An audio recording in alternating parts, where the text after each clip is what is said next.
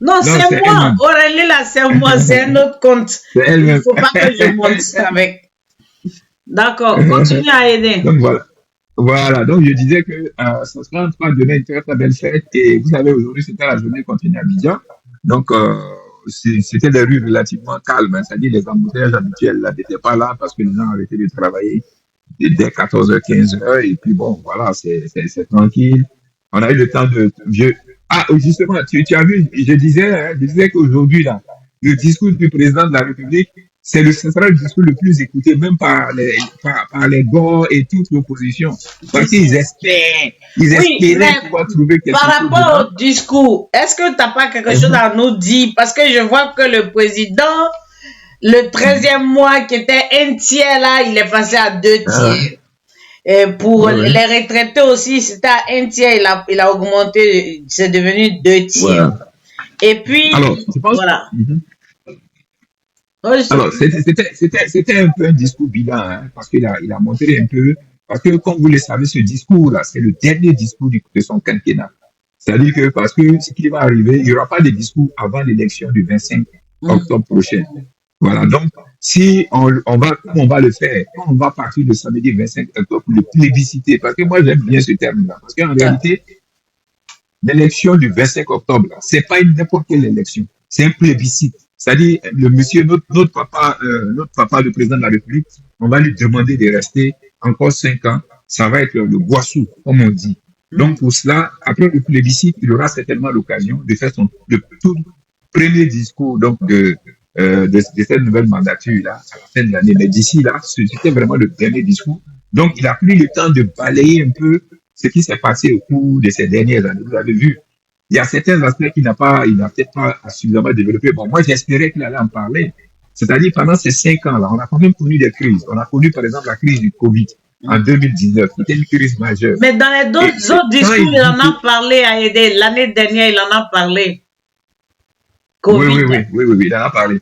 Alors, parce que il fallait apporter une réponse. Il fallait apporter une réponse à cette crise-là, qui était une crise sans précédent. Dans la première fois dans l'histoire de l'humanité, on a eu un virus ou bien, je sais pas, c'est un virus qui a obligé le monde entier à se barricader, à rester enfermé pendant des jours sans même aller au travail. C'était vraiment sans précédent. Et puis, ça a eu beaucoup de conséquences parce que c'était quoi? Et puis ensuite, il y a eu la guerre entre l'Ukraine et puis la Russie, avec la hausse des prix du pétrole, avec beaucoup de conséquences. Il a fallu vraiment avoir vraiment un vrai capitaine dans le bateau pour pouvoir amortir ces chocs-là. C'est des chocs essentiellement exogènes.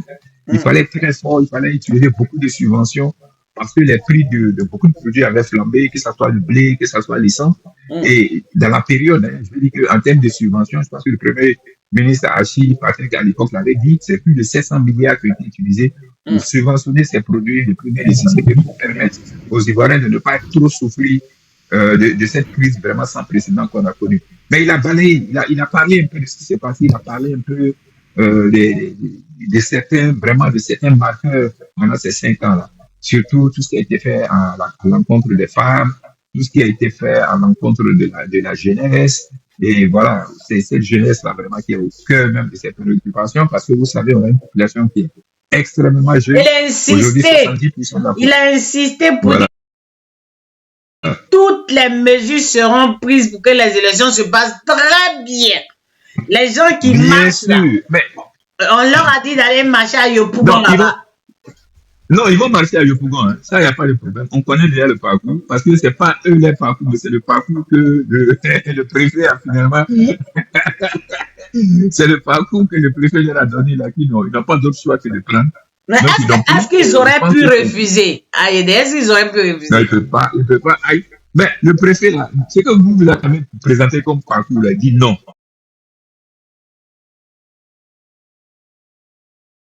C'est pas possible. Et depuis le début, tu sais, tout le bruit qu'il faisait là, il savait très bien hein, que ce parcours-là, sur le boulevard Félix Auboigny, l'ancien boulevard Valéry Giscard d'Estaing, il savait très bien que ça, le préfet n'allait jamais, au grand jamais, leur permettre de marcher. Il leur avait dit ça la première fois. Donc, tout le bruit qu'il faisait là, il savait. Donc, on leur a proposé le nouveau parcours de Yopougon. Mais comme on dit, si Yopougon, c'est chez eux, mais il n'y a pas de problème. Hein? Donc, ils l'ont pris. On attend de voir la méga, puisqu'ils disent qu'ils attendent. Tu sais qu'ils disent qu'ils attendent quoi? Ils parlaient d'abord de 100 000, peut-être qu'ils vont peut-être ajouter un zéro, 100 000 pour nous parler de 1 million, on ne sait jamais. Hein. Donc, on attend de voir quand même ça. Mais ils ont invité les gens de l'AES à venir se joindre à eux pour faire une démonstration de force. Ah oui? Ah oui. J'ai vu sur un panel où ils ont dit, on demande à nos frères de l'AES, venez tous, venez nombreux, tout ça, pour qu'on fasse une démonstration de force. Alors, d'accord, mais il y a un seul message. Crasso, ça c'était pour la marche de choses là, du boulevard. De Paris, là. Là qu'ils avaient invité les gens de l'AES. Non, même à Yopougon, on ne sait pas trop d'abord. Si. Non, si, effectivement, ils ont communiqué. Ils invitent aussi, voilà, ils invitent aussi les gens de l'AES. Mais nous aussi, on a un message à faire passer. Oui, c'est que si tu n'es pas. Donc, le message en face est simple. Hein. La seule chose qu'on dit là, tous les opérateurs économiques, les gens qui ont des voitures, les gens qui ont des boutiques, eux disent, vous là, vous êtes venus pour marcher. Hein. Si vous avez un problème là, vous savez partir. Mais si quelqu'un d'entre vous tente de toucher un des biens que nous avons souffert pour avoir, c'est là qu'on va avoir un problème. Je pense que ce message-là, il est déjà bien passé. Et ils savent aujourd'hui là, autant le préfet, ils seront encadrés et tout ça. Il va falloir qu'ils comprennent que les tentatives qu'ils avaient par le passé à faire des casses à tout vent, aller casser les voitures des gens, et comme ils l'ont déjà tenté avec le bus qui a été brûlé, je pense que ceux qui sont dans le privé surtout, c'est eux qui sont extrêmement prêts pour protéger leur patrimoine, pour protéger les biens. Parce que très souvent, quand il se passe, quand il y a des casses, ceux qui vont avoir les biens brûlés, c'est les gens qui sont obligés eux-mêmes de supporter en perte et profit les conséquences de ces actes-là. Et aujourd'hui, beaucoup de ceux-là ne veulent plus du tout se laisser faire. Donc, on est prêt, on protège nos boutiques, on protège nos biens. Si vous voulez aller marcher, si vous avez un problème avec le gouvernement, vous savez où trouver le gouvernement. Ce n'est pas nos biens qu'il faut venir détruire. Voilà un peu, je dis l'ambiance autour. Mais je pense que les forces de police et les forces de sécurité aujourd'hui sont extrêmement bien équipées. Vous avez dû voir. Ah, mais voilà, on dit, ils ont demandé aux gens de l'AES de venir nombreux avec leurs différents drapeaux. Voilà. Je me rappelle, j'ai vu ça. Mais qu'est-ce que les gens de l'AES ont à voir dans une affaire ivoiro-ivoirienne? Mais moi, je veux bien qu'on m'explique. À aider. Il faut les laisser venir marcher. On va les identifier. On va voir clair dedans. Il faut les laisser. Et voilà. Et moment, tu viens même détailler quelque chose cette précision-là. Attends, je vais faire cette précision. Et grand frère, aider, si tu me permets, hein. Aujourd'hui, nos autorités même là, peut-être les gens n'ont pas encore connaissance, c'est que si vous vous associez à ce genre de manifestations là, et que vous vous adonnez à des actes qui sont peut-être répressifs et qui sont condamnés aux yeux de nos lois, vis-à-vis de nos lois, vous serez enregistré. Oui. Et puis fichier, c'est-à-dire, non seulement on va vous photographier, et puis on va prendre vos empreintes. Au moins, t'as oublié qu'il y a les caméras dans les rues. Non, même pas les caméras. Aujourd'hui, là, quand tu vas te rendre, c'est-à-dire, tu vas t'associer à ce genre de manifestations-là, dis que tu vas mettre en péril toute ton existence en Côte d'Ivoire. Je ne dis pas qu'au-delà de nos frontières, hein, parce qu'apparemment, quand tu es contre la Côte d'Ivoire, tu peux être héros au-delà de nos frontières, au sein de l'AES.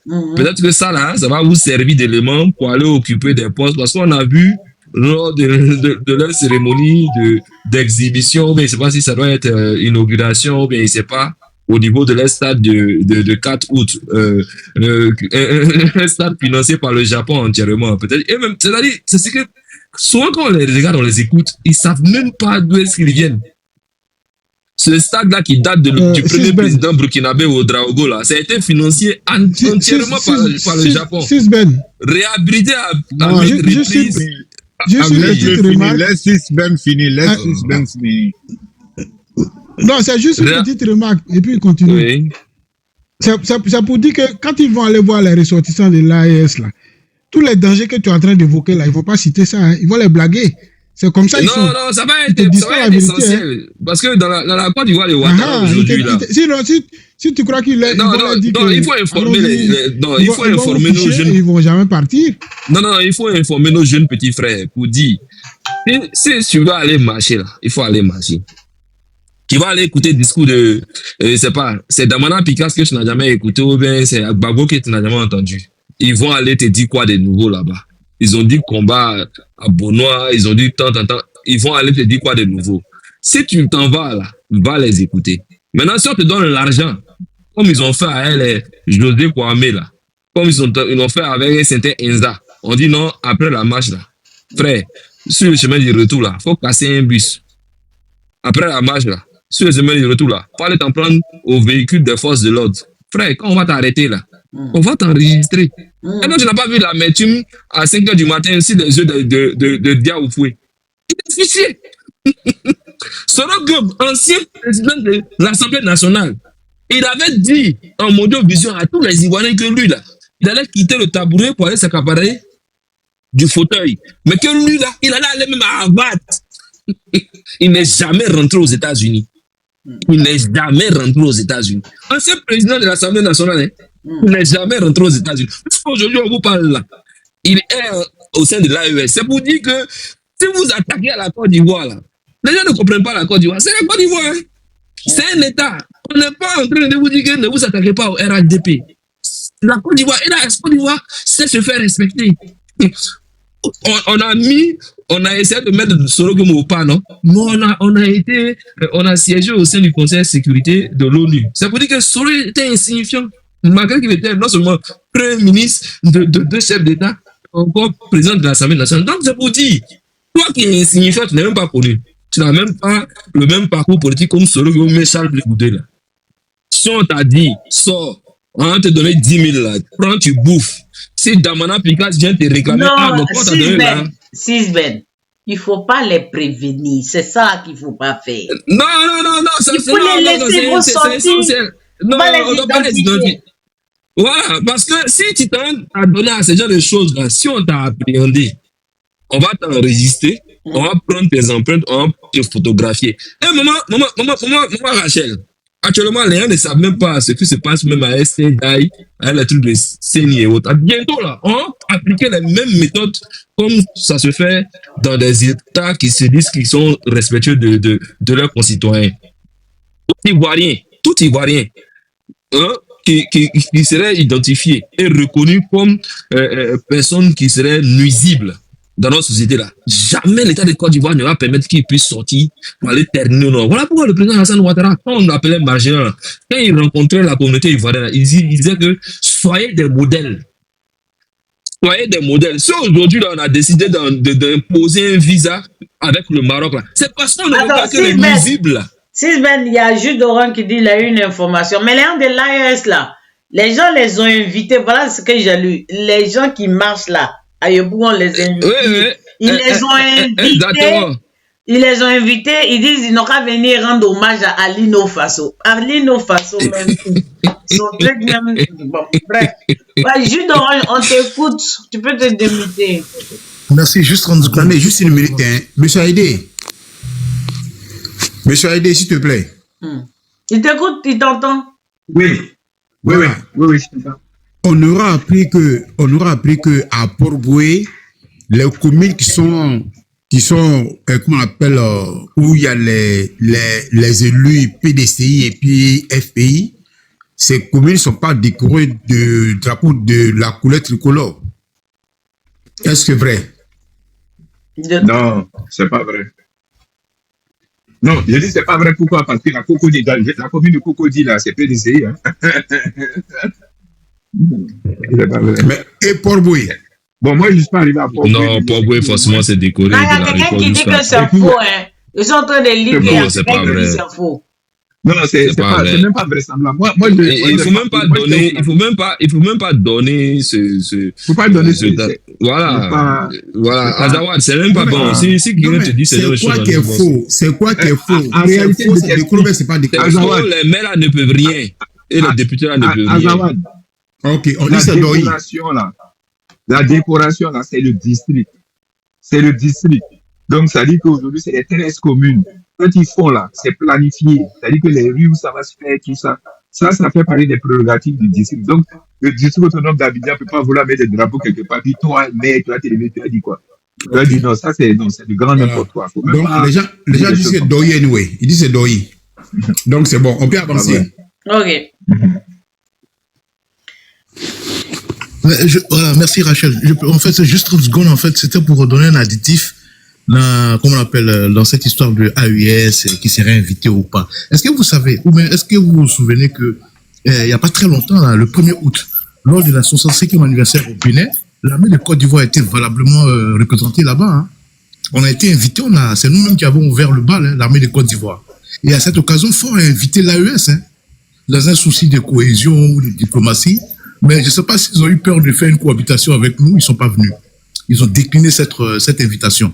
Ça s'est passé là, le 1er août. Mais c'est des enfants, est-ce que nous, on a le temps? Bon, on revient sur le discours du président. Moi, il faut qu'on le décortique bien.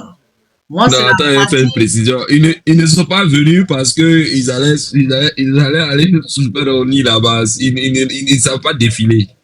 Voilà, tout ce qu'ils savent faire là, c'est ce qu'Assimi sait faire de mieux là. Rester dans son quartier et puis bon, envoyer des gens comme les galas de football, les anciennes gloires du football.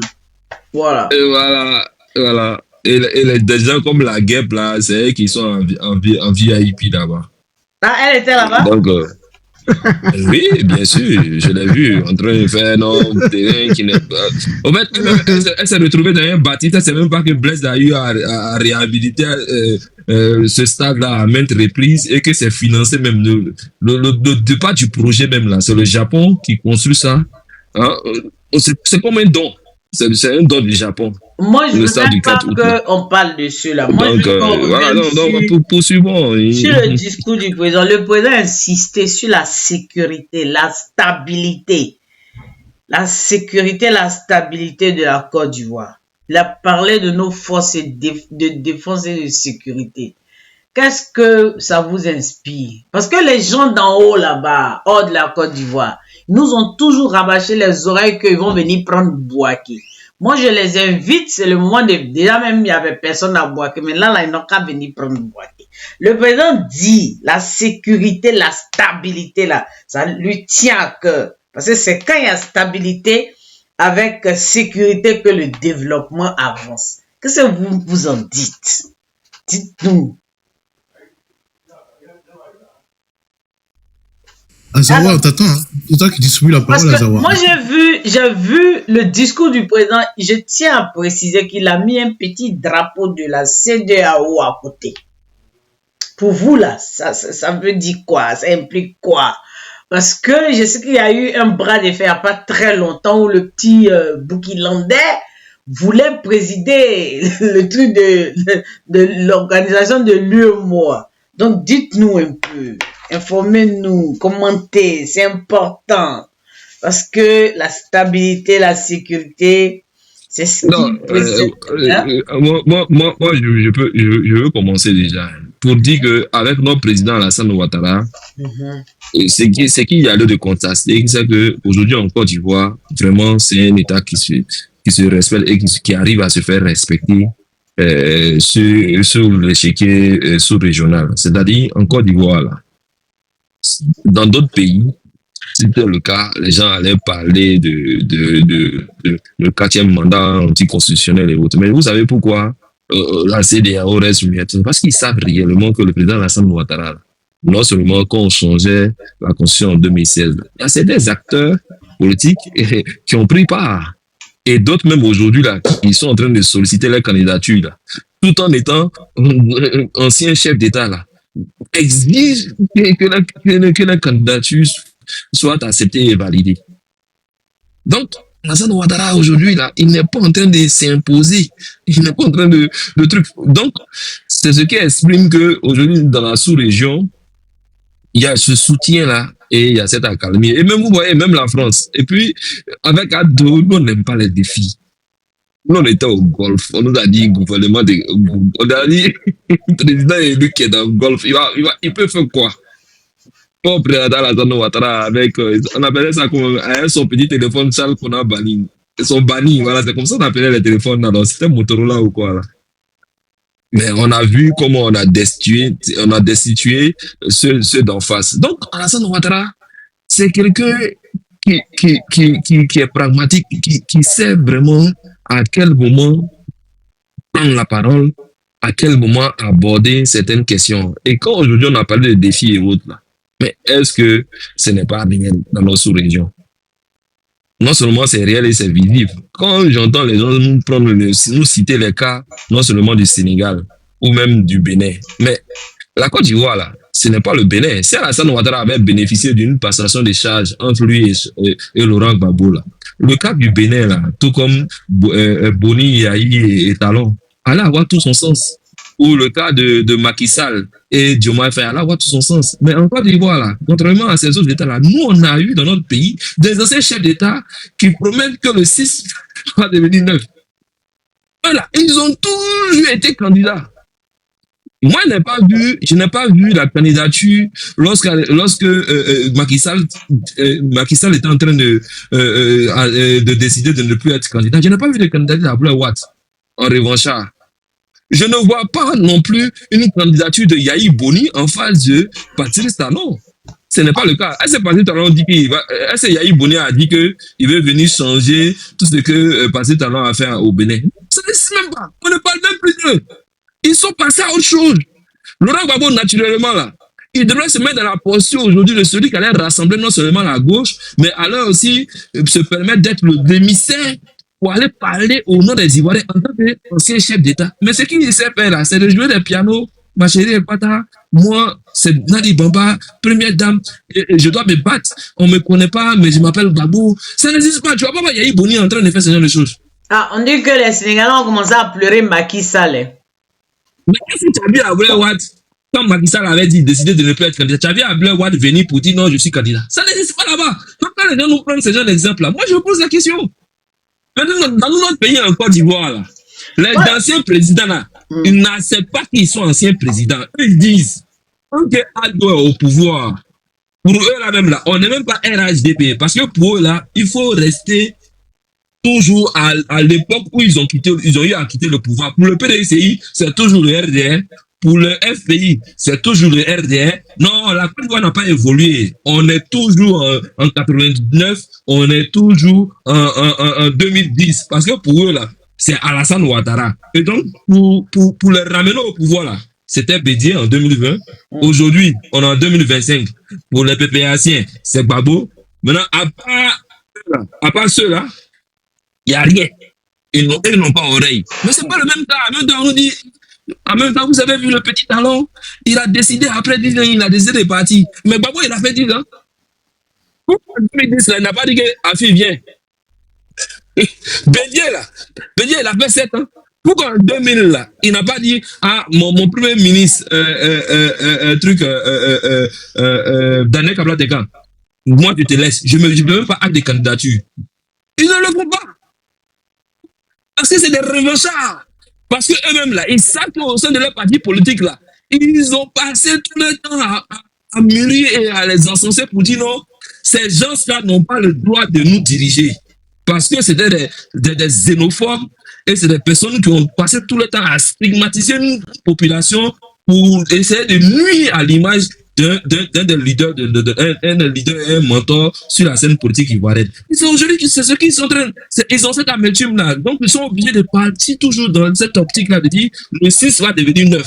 Parce que pour les PPAciens, là, tant que le 6 ne devient pas 9, là, l'après Gbagbo, là, c'est un échec pour eux. Donc, ils sont encore dans la politique prophétique pour eux. Esaïe a parlé. Donc, bientôt, Esaïe a fini de parler. Ça va s'accomplir selon les tests et les trucs de loi. Donc, nous c'est comme ça. Donc, maman Rachel, dans ce qui ces gens-là disent au sein de l'opposition, là, ça n'engage pas non seulement nos autorités, ça n'engage pas pour autant le président Alassane Ouattara. Si tu veux même, je vais te présenter l'arrivée du président Alassane Ouattara à Bouaké. Regarde, l'arrivée du président Alassane Ouattara à Bouaké, ils ont empêché l'arrivée du président Alassane Ouattara à Bouaké, maman, de l'aéroport jusqu'à sa résidence là, on a bloqué les populations. Et il y a d'autres même qui ont pris l'image où il était en train de passer dans ce petit tunnel là. C'est ce qu'ils ont présenté pour dire non, les gens étaient là. Mais je regardais le monde qui a suivi après. Après, monsieur, vous voulez vous présenter l'image. La foule qui était derrière le cortège du président Alassane Ouattara. Non, tu peux comprendre. Les Ivoiriens veulent l'accompagner jusqu'à sa résidence. Moi-même, là, j'ai dit que Alassane Ouattara a boaké, là, non. Actuellement, même nous, on parle, là. Les gens sont stationnés devant sa résidence. Ils vont dormir là-bas. Ils vont se réveiller, le président, ils vont l'accompagner jusqu'à, sur le lieu de la cérémonie de l'indépendance. Donc, c'est pour dire que nous sommes fiers et heureux aujourd'hui de cette Côte d'Ivoire, là, et qui est réunifiée aujourd'hui. Alassane Ouattara n'a jamais fait dans le populisme, hein. Sous l'aide à Ado, là. C'est comme si la Côte d'Ivoire des stigmatisations a disparu. On ne dit pas que quand tu es de l'Ouest, là, naturellement, on devrait avoir plus de contrôle renforcé à l'Ouest, ou bien à l'Est, ou bien au Sud. Ça n'existe plus sur les Ouattara. On ne dit pas aux gens que si tu n'es pas un boubou, donc vraiment, c'est ce qui fait qu'aujourd'hui, ils sont inaudibles et que cette opposition-là, ils ont vraiment des problèmes pour pouvoir mobiliser les Ivoiriens parce que ils ont compris que tout ce que les gens ont pris pour critiquer et tout ce à quoi ils ont associé le président Alassane Ouattara, la réalité les a rattrapés. Ado, c'était un rassembleur. Et le RHDP, c'est le parti là même qui se préoccupe plus des conditions de vie de nos concitoyens. Vous avez entendu même lors du discours du président. Hein. Voilà. Il dit que il y a des gens qui veulent intervenir. Moi, j'insiste. D'accord. Parce que quand le président insiste sur la sécurité, la stabilité, ça veut dire que c'est un message qu'il envoie à ceux d'en face, pour leur dire que votre tapage, vous êtes en train, votre agitation là, moi j'insiste, hein, je persiste et je signe. Je ne permettrai à personne d'embrouiller les Ivoiriens et de créer des troubles dans ce pays. Parce que plus loin, hein, il parle de souveraineté. Alors que qui dit souveraineté parle d'autonomie. C'est-à-dire ne même plus trop dépendre de l'extérieur, le dictat de l'extérieur. Même si les gens peuvent donner leur avis, mais ils n'ont pas pion sur rue ici. Donc, le président Ouattara, son discours d'aujourd'hui, là, il était très ferme. Hein. Bon, il n'était pas non, tu as vu le dernier défilé là, non? Tu as vu le dernier défilé, c'était les Chinois. Ouais. Peut-être que pour les souverainistes là, comme c'est pas les Russes qui vont venir défiler, mais bon, il faut voir les États qui sont cités, hein. Les États-Unis et autres là. Donc les Américains ne vont pas accepter de défiler devant un président qui n'est pas à même de pouvoir garantir la sécurité à ses populations. Voilà. Donc Alassane Ouattara aujourd'hui là, c'est quelqu'un qui est rassuré et qui impose le respect. Sisben, donne la parole. Merci. Okay. Merci. Sisben, pense aux autres s'il te plaît, frère. Merci.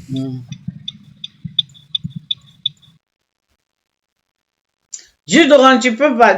À part Jules Doran, il n'y a pas quelqu'un d'autre qui veut s'exprimer. Ça se joue entre choses 6 mètres et puis. Il y a Hassan qui est là, il n'a pas encore parlé. Hassan. Ouais, vas-y Hassan, on va faire ça comme ça. Vas-y. C'est vrai que tu as insisté sur la notion de sécurité, mais moi je voulais faire un tour d'horizon pour parler en général de la journée d'aujourd'hui. Et puis après, bon, je vais donner mon avis sur la sécurité, comme tu sembles beaucoup accorder beaucoup d'importance. Non, en fait, c'est le président qui a insisté. La journée d'abord, Attends, Hassan, il a parlé de sécurité, stabilité et souveraineté. Oui, stabilité, oui. Voilà. Souveraineté, oui. D'accord, je vais en venir. Bon, je voulais commencer d'abord par dire que cette journée a été mémorable à plusieurs titres. D'abord, je voulais souligner le match qui a opposé les membres du gouvernement à une autre équipe qu'on a appelée la jeunesse de choses. C'était soldé par le score. C'était soldé par le score de 2-1. Bon, c'est vrai que c'est pas des événements qui a gagné, qui retiennent l'attention des gens, mais pour moi, c'est les membres du gouvernement. Oh, on les a laissés. Pour moi, c'est important parce que c'est normal. On les a laissés gagner, c'est vrai, tu as raison. C'est normal aussi. Il va marquer contre Ministre. Mais pour moi, c'est quelque chose d'important. C'est quelque chose d'important parce que ça rapproche les gens et puis ça amuse. Donc, c'est convivial, c'est pas quelque chose que les gens. Voilà. C'est convivial et puis c'est symbolique. C'est symbolique. Donc ça, c'était le premier événement. Le deuxième événement, c'est l'arrivée du président, effectivement, dans la ville de Bouaké. Je crois que ceux qui avaient l'occasion de suivre ça sur les réseaux sociaux, bon, on peut avoir tous les détails. Le président, quoi qu'on dise, est resté populaire. Et ça, c'est quelque chose qu'on peut pas lui enlever. il est resté populaire. Quand le président Ado est quelque part, c'est le monde qui l'accompagne. C'est pas des curieux, c'est pas les curieux, c'est pas la curiosité. Disons que c'est le monde qui l'accompagne. Il y a tout dedans. Il y a des curieux, il y a des gens qui le connaissent déjà, il y a des gens qui sont fiers de le voir, il y a des gens qui ont envie de le voir. Il est là, il a reçu un appel du médecin. Ok, il est revenu. Donc, ça, c'est le deuxième événement. Le troisième événement, c'est le discours. Comme, voilà, dans le discours, la première partie, qui était sur la nation, il a insisté sur la notion d'union, de solidarité et de travail. Et ça, c'est des facteurs que on doit enseigner à nos enfants. Vous voyez, rien ne peut se faire sans ces choses. Il faut enseigner ça aux enfants. Donc, voilà, que il est plus facile de détester quelqu'un qui ne parle pas la même langue que toi que de l'aimer. Or, il faut aller vers l'effort de l'aimer. Pas de l'aimer de façon aveugle, mais de le comprendre et puis de l'accepter comme ça. Donc, ça, cette notion-là, c'est quelque chose de très, très, très important pour moi. Et ça va de pair aussi avec la solidarité. Parce que quand tu comprends le fonctionnement de quelqu'un et que tu l'acceptes, tu es solidaire de cette personne-là. Tu peux aller facilement vers lui. Donc, le deuxième élément, c'est ça. Maintenant, la sécurité et la stabilité. Il a parlé même du développement aussi. La sécurité et la stabilité. Je pense que la notion même de sécurité a commencé. Il a parlé de la macroéconomie et tout ça.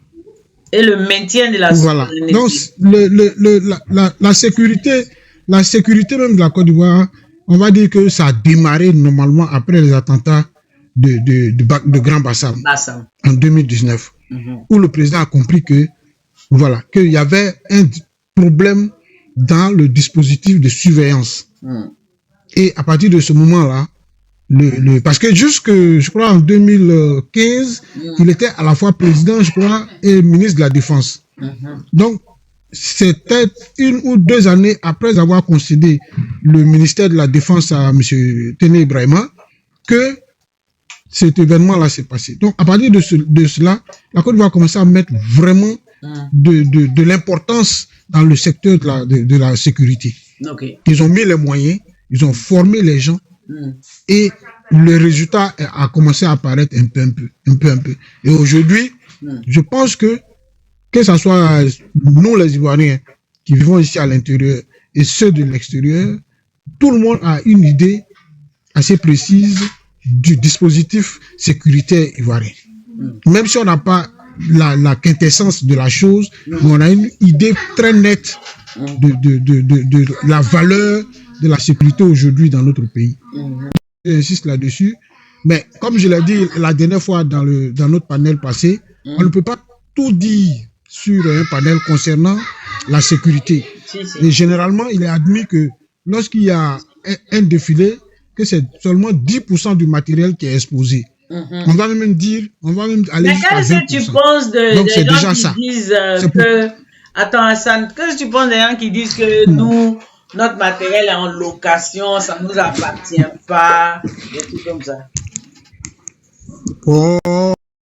Il faut prendre ça comme, disons, une nous taquine en fait. C'est du pis-aller.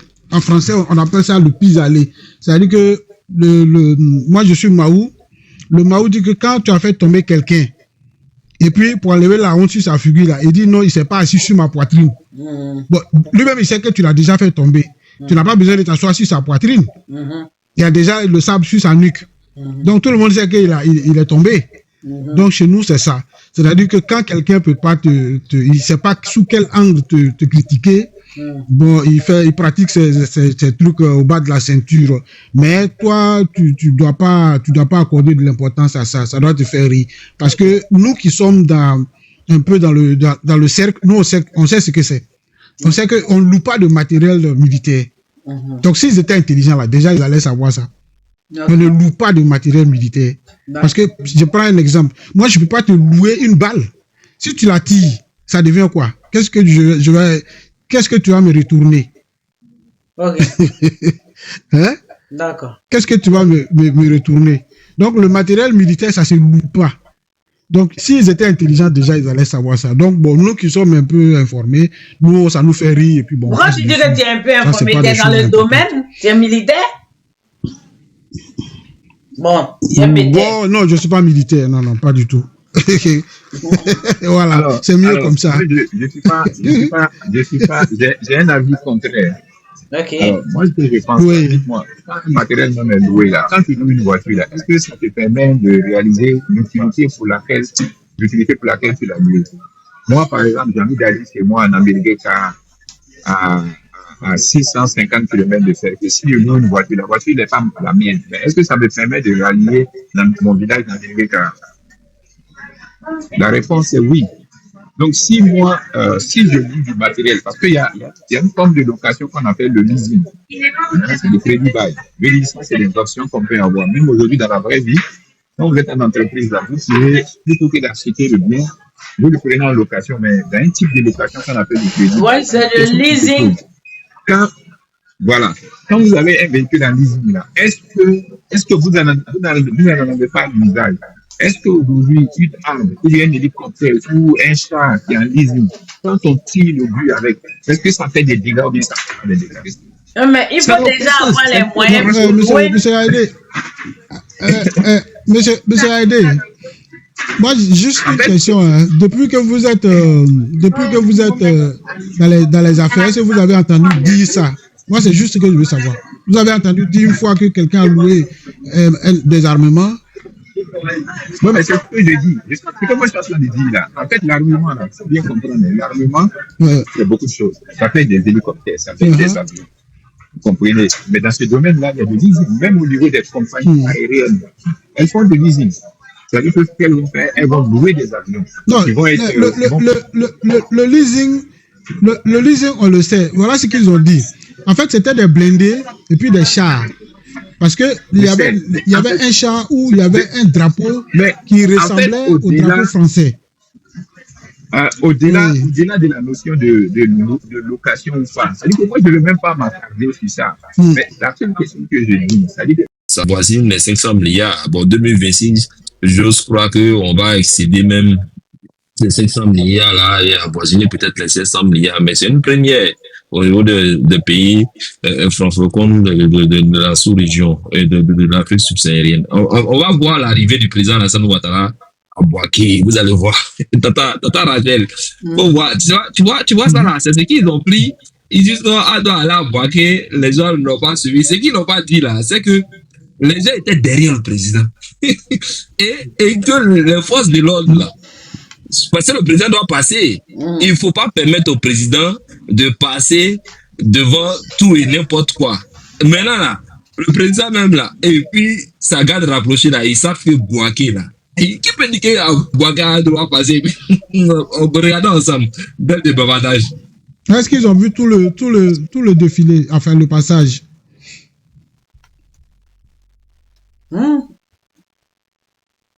Qui est debout là? C'est lui comme ça? C'est le père. Maintenant, il va s'asseoir. C'est le... Il a pris des risques. Non, attends, maintenant, regarde les gens qui sont derrière. Tu as vu les jeunes ici, non? Oui, mais c'est pas ça même qui inquiète. Maintenant, attends, vous allez voir derrière. Tu vas voir derrière. Tu vas voir comment le protège est pourchassé. Toi-même, tu as vu? Ils sont derrière le père. Et là, où le père dort là, il va aller dormir d'abord aujourd'hui là. Jusqu'à même il s'est levé même pour saluer tout le monde. Il dit, où le père va aller dormir là. Et ils sont là-bas. Il dit, ils sont prêts le chasser. C'est pour moi qui pense que lui il est venu pour faire de l'indépendance. Ils sont à lui. Ils sont à lui. Le côté ne se cherche. Ils sont à lui. L'ambulance peut me bloquer. Ils sont à lui. Non, lui pense qu'il est venu pour faire l'indépendance. Il ne veut même pas qu'il n'a quitté Bouaké encore. Tu as vu, non? C'est ça la côté est en train de fuir. Donc, à deux même là, ils sont. Tu as vu? Où sont les Burkinabés qui veulent prendre Bouaké là? Dans son propre pays, il est chassé. Non, ça, c'est des plaisantins. Big Down même dit que non, le vieux là, Big Down. Big Down même dit que le vieux là, ils ont jamais, ils ont raison de mettre dedans. Hein. S'ils sont restés ici pour assister là, si mieux, ici c'est Ben et Foul, il attend là. Non, ils vont les rattraper. Donc ils sont en train de vite fait, le temps même les populations vont traverser la route pour savoir ce que le père arrive là, il est parti, il est descendu vite fait. Et voilà. Et c'est ça la Côte d'Ivoire. Et c'est cette Côte d'Ivoire là qui fait du mal à ceux de l'opposition. Non, maman, on va écouter les autres. C'était ça que je voulais présenter. Merci pour la vidéo. Tu sais, Crasso, je voulais te dire quelque chose concernant cette histoire de prendre Bouaké là. Je me rappelle, j'étais dans un panel, je ne suis pas monté, mais il y a un jeune qui a apporté une ancienne carte, une carte de l'époque coloniale. Et il a montré, il y avait Basse-Côte et puis il y avait la Haute-Côte d'Ivoire qui allait jusqu'à... Non, attends, je veux même te préciser. Hier, j'ai regardé, j'ai vu une carte parce que j'étais en train de faire des recherches sur le président Ouattara, son enfance jusqu'au Burkina avant d'aller aux États-Unis. J'ai vu, il y avait la Haute, la Basse-Côte, la Haute-Volta et la Moyenne. C'est ça? Oui. La Haute-Volta. Non, ça dépend des cartes. Parce que les cartes ont évolué à un moment donné. Mais le premier schéma, il y avait la Haute-Côte d'Ivoire et il y avait la Basse-Côte. Et puis il y avait même la moyenne. Ça, c'était le découpage. Bon, pour la moyenne, c'est pas trop. Et je sais que la haute... J'ai vu la carte avec la moyenne Côte d'Ivoire, là, effectivement. Voilà. Non, là-bas, c'était plus Côte d'Ivoire, c'était Volta. Voilà, la haute Volta, la moyenne et la basse. Quelque chose. Voilà, exactement. C'est ce que le jeune a dit. Il dit, bon, si vous voulez prendre jusqu'à Bouaké, nous, on va prendre jusqu'à Banfora. Parce que pour nous, là, ça arrête là-bas. Oui, mais tout ça, c'était la Côte d'Ivoire. C'était la Côte d'Ivoire. Oui, ils ont calmé ce débat-là. Dans ces 2 jours-là, ils ne parlent plus de ça. Parce que ce jour-là, je me rappelle, le débat-là était très houleux. Non, en fait, moi-même dans mes recherches hier, ils sont en train de faire un petit truc sur à aider par rapport à ce qu'on doit faire là. Et tu sais pourquoi cette carte-là les inquiète? Parce que le royaume de Kong, là, le royaume de Kong partait jusque là-bas. Non, mais laisse-moi te raconter. Ah bon, ok. Là, pardon, vas-y. Oui, par rapport aux élections, nous, on a prévu de parler du bilan du président. Mais avant de commencer, le candidat même, qui est le président Ouattara, faut parler de lui, faire la genèse de sa naissance jusqu'à aller aux États-Unis, jusqu'à quand il revient pour être premier ministre, jusqu'à rentrer dans la politique, tout ça. Donc, dans ma documentation, je vais, puis je découvre que il est né le 1er janvier 1942 à Dembokro, à l'école du Plateau 1. Et puis qu'il fait l'école secondaire et puis il fait le baccalauréat au Burkina Faso. On a donné donc on dit il a fait le secondaire et il a eu le bac en mathématiques élémentaires. Donc, je vais maintenant, et puis je dis, bon, je veux voir les cartes à telle date, de telle date à telle date. Et puis, la carte là, elle sort. Et puis, je sais pas, c'est pas la Haute-Volta, et puis la basse, je sais pas, c'est Haute-Côte d'Ivoire. Voilà, c'est Haute-Côte d'Ivoire. C'est la Haute-Volta et la Basse-Volta. Non, il y a 2 cartes. Il y a la première, c'était Haute-Côte d'Ivoire. J'ai vu la Haute-Côte d'Ivoire, la moyenne Côte d'Ivoire et la basse Côte d'Ivoire. C'est ça que j'ai vu. Et puis j'ai tiqué. Moi, j'ai vu cette carte. Oui. Rachel, j'ai vu aussi cette carte. Oui, j'ai tiqué. Et puis elle dit, mais attends, où la Haute-Côte d'Ivoire là s'arrête? C'est simple. Si on va sur Google, écoute maintenant. Écoute, la Haute-Côte d'Ivoire là, elle va au-delà même de Sendou. Et maintenant, dans l'historique, maintenant, je fais mes recherches. Attends, je vais dans l'historique, je demande à ChatGPT quelles sont les origines du président Ouattara. C'est dedans que je vois que le président Ouattara, il est de la lignée des Ouattara. Les Ouattara qui sont les propriétaires de Kong. Et que Kong, c'est un empire... Le royaume de Kong. Non, attends. Kong, c'est un empire ou un royaume dont les provinces se tendent jusqu'au Ghana, mais qui n'était pas Ghana, et jusqu'au Mali et au Burkina Faso. Donc, ce qui se passe, c'est quoi? On me dit que le royaume de Congo, là, ce sont ces provinces qui s'étendent comme ça. Donc, quand on parle de Sindou, là, et que pour nommer un chef ou bien un administrateur dans ces différentes provinces-là, ils prennent la lettre de créance à Congo. Tu comprends? C'est Congo qui donne l'autorisation pour dire que, bon, dans tel village, il manque un chef. On a le maître. C'est comme ça qu'on nomme les gens dans les villages. Donc, ça veut dire que... pour réconforter même à Tata, excuse-moi. L'actuel président... va finir, excusez-moi. Ok, d'accord. Laissez-la développer. D'accord. Dans la parole, quoi. Quand vous interagissez, après, ça devient difficile à discerner et puis à comprendre. Laissez-la aller au final. Oui, non, en fait, comme moi, je suis dans ma documentation, il faut que je présente le candidat, ses origines, ses frères, soeurs, sa famille, sa situation matrimoniale, tout ça. Donc, je suis dans les recherches.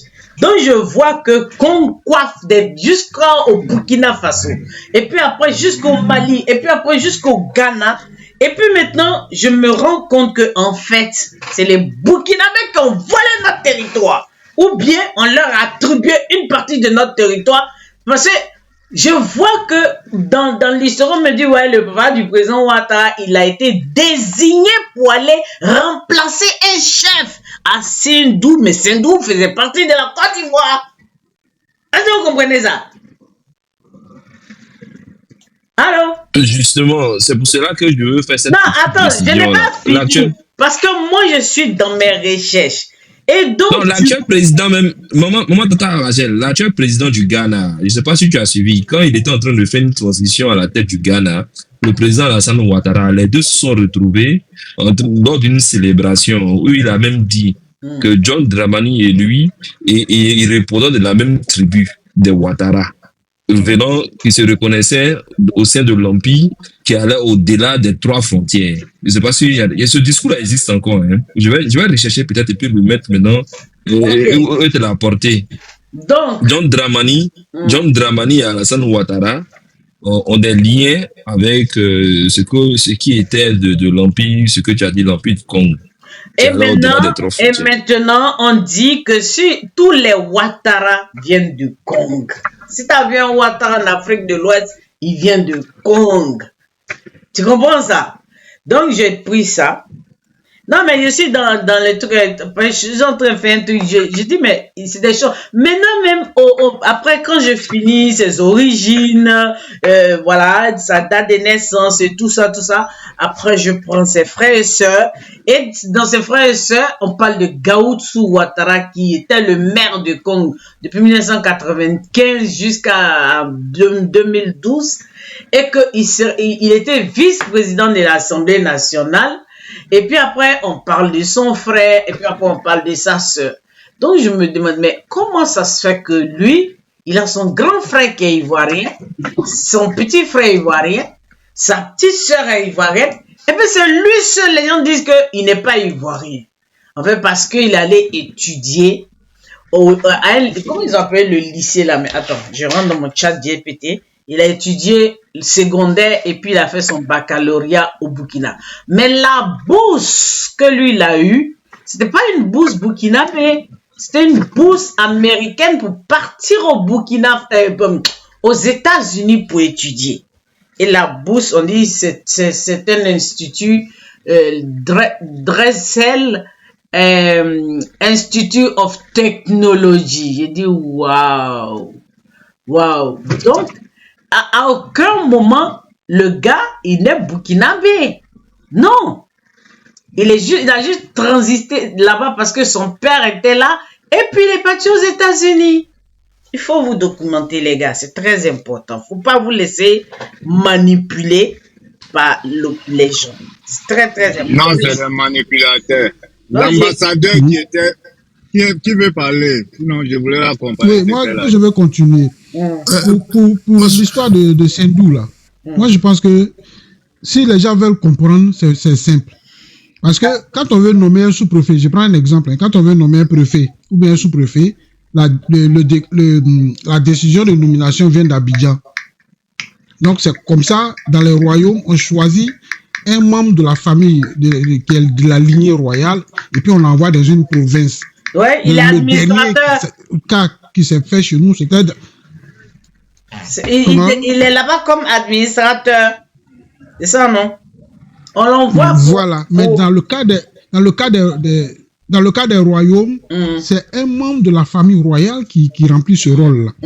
Et moi, je me rappelle, j'étais encore plus jeune, plus petit, le dernier cas qui s'est passé devant nous, c'était dans les années 73-74, où un dernier membre de notre famille a été dépêché, et c'est dans un village qui se trouve aujourd'hui derrière le fleuve, vers la région de Biancouma. Et non loin du village de monsieur le ministre de la Sécurité, Wagondo. Ça, vous voyez. Et je me rappelle, c'était une grande fête, pour l'accompagner là. C'était une grande fête. On organisait une grande fête, les gens chantaient, ça dansait. Mais ça ne veut pas dire qu'il cessait d'être un enfant de la cour. La preuve aujourd'hui, ces enfants et ces petits-enfants sont dans notre cour, dans notre grande cour. On les reconnaît en tant que tels. Donc ça s'est passé comme ça. C'est parce qu'il est mort à Sendou, le père est mort à Sendou, qu'il est de là-bas. Mais on a beau expliquer ça à chose, mais ceux qui ne veulent pas comprendre, ils ne comprennent pas. Ou du moins, ils font semblant de ne pas comprendre. Bon, bref, de toute façon, on n'en est plus là. Ça, c'est un vieux débat. On en est à l'indépendance. Je pense qu'aujourd'hui, le discours du président, c'est un discours qui était rassembleur. Il n'a pas trop voulu se dévoiler parce qu'il y a la campagne qui arrive. Donc, il doit garder un peu sous l'accélérateur. Mais grosso modo, il a fait un peu l'état des choses, l'état des lieux. Il a parlé de ce qui a été fait. Je pense que c'est peut-être au cours de la campagne que ce qui va être fait là, on aura droit peut-être à ça davantage. Donc là, je m'arrête. Vous m'avez mis en grand. C'est peut-être un honneur parce que je n'ai pas encore vu quelqu'un qu'on avait mis en grand, à part peut-être toi, Krassou. Non, mais on peut ça, c'est rien, ça, on fait ça vite fait. Ah, c'est rien. Ouais, je sais, non, c'est juste pour blaguer. Non, mais c'est pourquoi on te connaît. J'espère que je n'ai pas dépassé mes 5 minutes. Non, c'est un chronomètre. Sinon, si on a... Il n'y a pas de temps ici. Il n'y a pas de temps. Qui est là, Ben quoi, là? Moi, il y a quelqu'un qui est jaune là, à côté des jus d'orange là. Ouais, c'est jus d'orange, c'est moi qui... Non, à côté de toi. Toi, tu as déjà parlé. Laisse l'autre là, il va s'intervenir. Ben ou quelque chose là. Ben. C'est Benoro. Benoro là. Ouais, c'est Benoro. Ok, il faut l'appeler, il n'a qu'à parler. À la droite ou bien à la gauche du jus d'orange. Yeah. Allô? Oui, c'est de toi que je parle. Vas-y. Où il est? Que j'ai fait quoi? Faut parler. La maîtresse, bonsoir. On dit tu dors en classe. Ouais. Bonne arrivée. Ça fait 2 jours, hein, la maîtresse. Ouais, j'ai regardé j'ai assisté à votre retour la dernière fois là. Ah, d'accord. C'est mon élève, frère. Eux, ils ne parlent pas, ils tapotent. Bon, la maîtresse, moi je pense que par rapport la thématique, c'est le discours du chef de l'État dans le décryptage. Si, c'est ça même. Ouais, bon, comme droit dans ses bottes, hein, vous-même vous savez, c'est quelqu'un qui est cohérent dans sa pensée comme dans ses dits et dans ses faits aussi. Je pense qu'il a énuméré un peu, il a égrené un peu les acquis qu'on a, les défis qui nous restent à relever et surtout la cohésion sociale. Parce que sans quoi il n'y aura pas, on ne peut pas avoir de développement, tout et tout. Et je pense qu'il a appelé au centre de la communauté, de tous les acteurs politiques ivoiriens. Attends, il faut faire monter Freeway, il veut participer. Attends, il y a le Freeway. Hein, on t'écoute.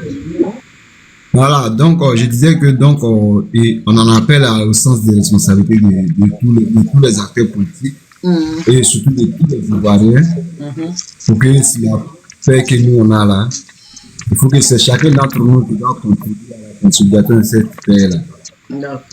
Maintenant, passer cela, le deuxième point, c'est le volet sécuritaire. Ouais. Voilà. Je pense que si les gens ont bon souvenir, ça fait maintenant 2 à 3 ans que le chef d'État, chaque fois qu'il sort, il a essayé, il met un point d'honneur sur ce conflit-là. Ah, ça lui tient à cœur. Moi, mais j'ai remarqué ça. Ouais, parce qu'il a dit tous ceux qui voudront tuer la quiétude, ne serait-ce que d'un seul Ivoirien. Dans un de ses discours, il a dit, là même, il a dit, loin, il dit, d'un Ivoirien, il a dit qu'au atteindre la dernière ville de la Côte d'Ivoire, ou bien à Sipilo, le trouveront en chemin. Ça veut dire qu'il veille sur l'ensemble des 322 962 km² que Dieu, à travers le peuple ivoirien, lui a confié. Et c'est un grand homme. C'est qu'aujourd'hui, là, dans le monde entier, quand il n'y a pas de paix chez toi, les gens. Le président Babou même nous avait dit dans son temps, il dit l'argent ne fait pas le bruit. Donc là, le chef d'État, quand on vient là, il se frontière dessus, il sait que c'est dans la sécurité là qu'on peut développer, c'est dans la sécurité qu'on peut mieux travailler. Et alors aujourd'hui, et il y a de cela quelques années, les voyages nocturnes là, c'est-à-dire entre Abidjan, Boaké, Abidjan, et Boaké, les autres villes là, étaient arrêtés. Parce que la coupée de route a mené les gens partout, sur la côtière, tout ça là. Mais ça va pendant 3 à 4 ans. Les gens voyagent de nuit, ils quittent à San Pedro, ils prennent le dernier cas de San Pedro, ils rentrent ici tôt le matin. J'ai trouvé la carte là. Attends, chose bien encore. J'ai trouvé, on dit la haute Côte d'Ivoire, la moyenne Côte d'Ivoire et la basse Côte d'Ivoire. C'est ce que je disais. Ouais. Haute-Volta est venue à l'indépendance. Ouais, voilà. Je crois l'appellation Haute-Volta. Ça, on dirait que c'est venu un peu plus tard. Voilà, voici la carte. Je vais même la tirer parce que les bouki là, et la haute Côte d'Ivoire, mais voilà. Donc, ils nous appartiennent tous. Ouais, ça va jusqu'à Boutou, à Kaya là-bas, même bien sûr.